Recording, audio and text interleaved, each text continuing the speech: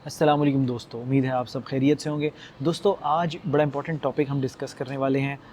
वीज़े reject क्यों होते हैं या अप्रूव क्यों होते हैं, इस हवाले से 3 फैक्टर्स मैं आज डिस्कस करूँगा। वीज़े रिजेक्ट होने की भी बहुत सी वजूहत होती हैं और वीज़े लगने की यानी अप्रूव होने की, ग्रांट होने की भी बहुत सी वजूहत होती हैं, लेकिन 3 फैक्टर्स जो मैं आज डिस्कस करने वाला हूँ वो बड़े इंपॉर्टेंट हैं। फिर हम बतदरीज वक्फे से मज़ीद फैक्टर्स को भी डिस्कस करेंगे, बट राइट नाउ इस व्लॉग में मैं आपकी एज के हवाले से, आपके मैरिटल स्टेटस के हवाले से और आपके जेंडर के हवाले से, वीज़ा पे इम्पैक्ट के हवाले से गुफ्तगू करूँगा, इसलिए बड़ा इंपॉर्टेंट है। आप देखिएगा, आपको काफ़ी इन्फॉर्मेशन मिलेगी। देखिए, पहली चीज़ आपका मैरिटल स्टेटस, यानी आप शादीशुदा हैं, गैर शादीशुदा हैं, सिंगल हैं, मैरिड हैं, डिवोर्स्ड हैं, विडो हैं, सेपरेटेड हैं। ये बहुत से स्टेटस होते हैं जो आपके रिलेशनशिप स्टेटस होते हैं। तो आपका क्या स्टेटस है वो आपके वीज़ा की अप्रूवल या रिफ्यूज़ल में डायरेक्टली इम्पैक्ट करता है। सो लेट्स टॉक अबाउट बेहतर क्या है, बुरा क्या है, अच्छा क्या है। ज़ाहिर बातें तो नेचुरल चीज़ें हैं। वीज़े के लिए ना कोई शादी करता है और ना ही वीज़े के लिए कोई डिवोर्स देता है, बट आपका जो स्टेटस है वो है। तो let's talk about it. Visa grant होने के लिए आपका मैरिड होना बहुत ही अच्छा सिग्नल है वीज़ा ऑफिसर के लिए। इसका ये मतलब नहीं है, हरगिज़ ये मतलब नहीं है कि अगर आप मैरिड हैं तो पक्का आपका वीज़ा लगेगा और अगर आप सिंगल हैं तो पक्का आपका वीज़ा रिफ्यूज़ होगा।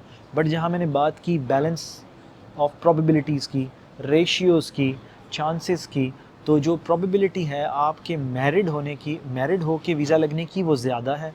सिंगल बंदे की वीज़ा लगने के चांसेस या प्रोबेबिलिटी कम है। उसकी वजह एक ही लफ्ज़ है, that is called strong ties. जब आप मैरिड होते हैं तो आपका वीज़ा इसलिए वीज़ा ऑफिसर आसानी से ग्रांट कर देता है क्योंकि उसको पता है कि ये बंदा वापस आएगा।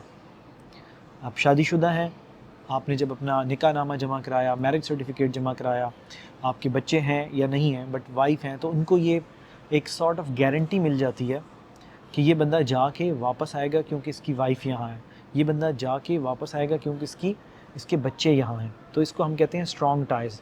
तो ये आपका मैरिड होना एक प्लस पॉइंट है, आपकी टाइज़ इस्टेब्लिश हो जाती हैं अपनी होम कंट्री के साथ। तो वीज़ा ऑफिसर थोड़ा सा कन्विंस हो जाता है, रिलैक्स हो जाता है कि ठीक है, मैं इस बंदे को वीज़ा दे देता हूँ, मुझे कोई प्रॉब्लम नहीं है, ये वापस आ जाएगा। One thing.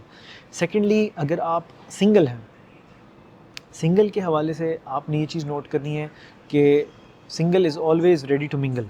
ठीक है। अब सिंगल के हवाले से वीज़ा ऑफिसर को ये ख़दशा है कि इस बंदे के पास ऐसी क्या चीज़ है कि ये वापस आएगा।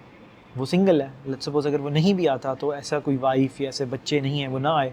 तो ये चीज़ थोड़ी सी, जिसे हम लफ्ज़ यूज़ करते हैं, स्ट्रॉन्ग टाइज़ को हर्ट करती हैं, स्ट्रॉन्ग टाइज़ को कॉम्प्रोमाइज़ करती हैं और वीज़ा ऑफिसर भी थोड़ा सा घबराता है कि एक सिंगल बंदे को मैं वीज़ा दूँ या ना दूँ। तो ये थी डिस्कशन सिंगल और मैरिड के हवाले से, आपके मैरिटल स्टेटस के हवाले से। दूसरी इस फैक्टर जो इम्पॉर्टेंट है वो है एज।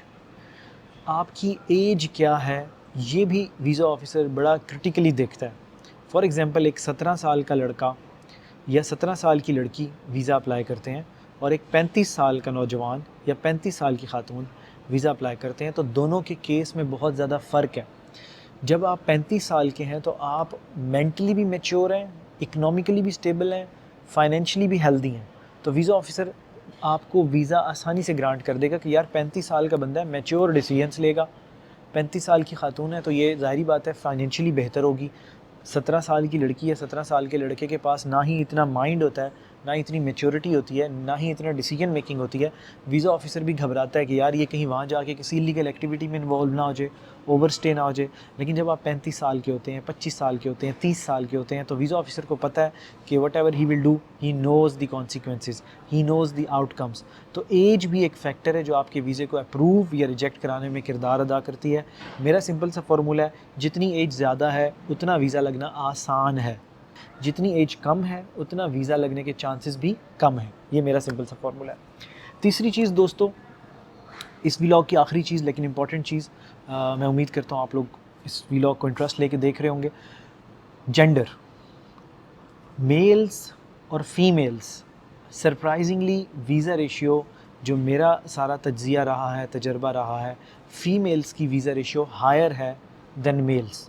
इसमें भी दो वजूहात हैं या वीज़ा ऑफिसर के दो खदशात होते हैं जिनको वो देख रहा होता है। आपको पता है, मेल्स जो हैं डंकी लगाते हैं, आपने सुना होगा ये लफ्ज़, ठीक है, इलीगल बॉर्डर क्रॉसिंग करते हैं।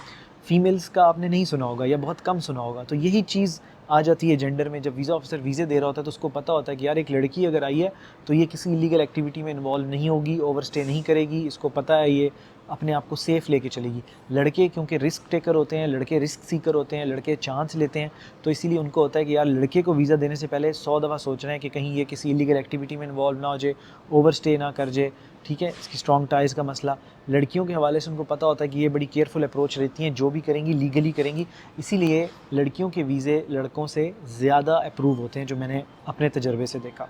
तो दोस्तों उम्मीद है आपको वीडियो में काफ़ी इन्फॉर्मेशन मिली होगी। वीडियो अगर आपको पसंद आई है तो वीडियो को लाइक कर दें, चैनल को सब्सक्राइब कर दें और बेल आइकन प्रेस करना मत भूलिएगा। Thank you.